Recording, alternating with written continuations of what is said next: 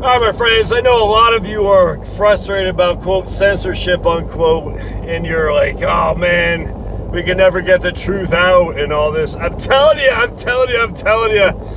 there's never been a better time than right flipping now to be, to search for truth, ever. So I'm reading this guy, Mark Lane, who is speaking at the UCLA Law School campus. 1964, I think, or 65, I can't remember. This is a year or so after JFK's assassination, maybe 2 years after that, actually.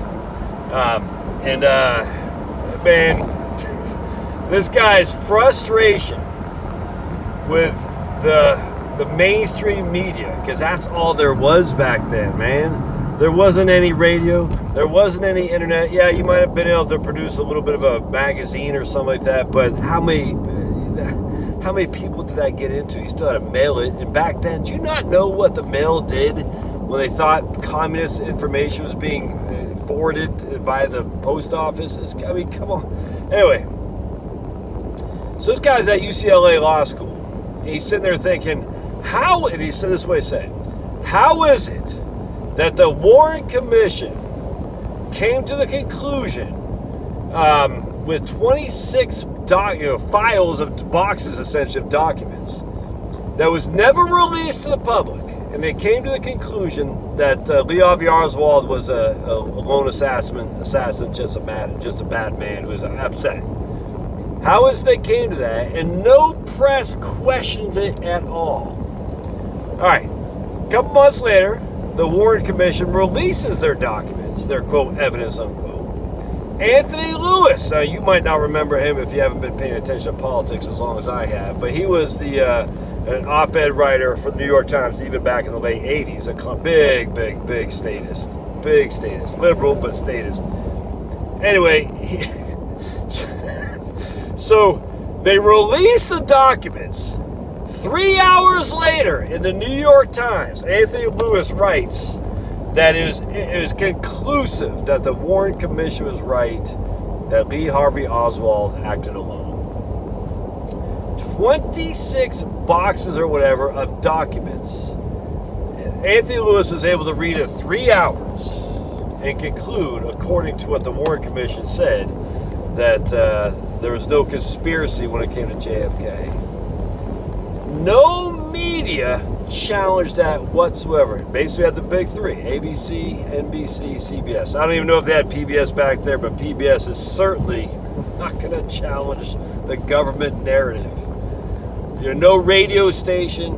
Remember, the New York Times, you had the New York Times, AP and UPI, and basically what they did is they sent their news stories to various local rags. So like I grew up in Maine, the Portland Press Herald, for instance.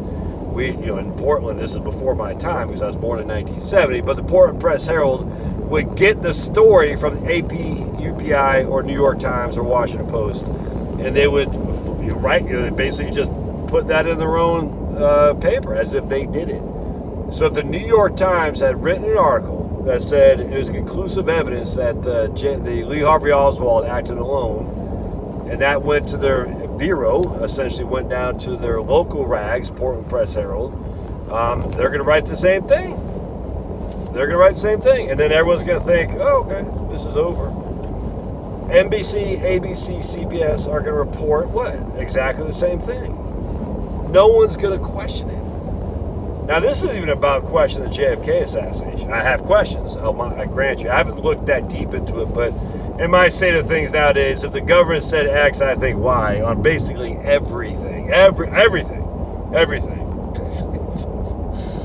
mean, hell, at this stage, the government says the Earth is a sphere. I'm like, I don't know, man. At this stage, I don't believe anything. I tell you, man, it's crazy. The government says we did, we won World War II. I'm like, I don't know. Anyway, the point being is, there was no internet, there was no alternative media, there was no radio stations you could listen to, there was no, there's small potato magazines and stuff, but CIA was, even the National Review, which was the right-wing, counter offensive, if you will, to the communist incursion that was happening in the Democratic Party.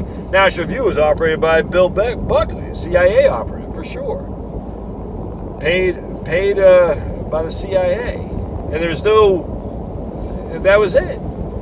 So if you challenged the narrative that JFK was not assassinated by a lone gunman, and I'm surprised to hear this guy Mark Lane even get an audience in front of the UCLA law students, to be honest with you. Only reason he got an audience because that was a student group that I guess paid for his appearance. But you can hear he's just fired up, dude. He's like, dude, what the hell? I'm not putting words in his mouth, but he's basically saying, how could this be? How could Anthony Lewis in 3 hours write that this is conclusive, that Lee Harvey Oswald was a lone gunman, end of story, when it took Mark Lane, he said, over a year to read all the documentation? Anyway, so yeah, now you got to go to BitChute, Rumble, Rockfin, Odyssey. Yeah, now you got to go to other websites and things of that nature. Yeah, AWS can take down Parler. I get that. Yeah, it's harder. But now there's email lists. Now it's easier to get information out there, man. There's file sharing.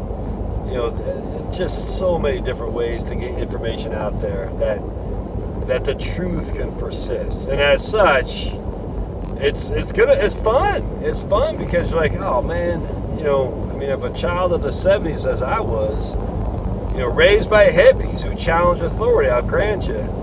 But even they never said anything about JFK. Even they never said anything about the moon landing. You know why? Because they never heard another side of the story. Never heard another side of the story. Do I have the answers? No. I'm inquisitive, though. It's interesting. And now we have the ability to say, I wonder. And people are like wondering, why are more and more conspiracies coming to fruition? How about the jabbas? You see what I'm saying?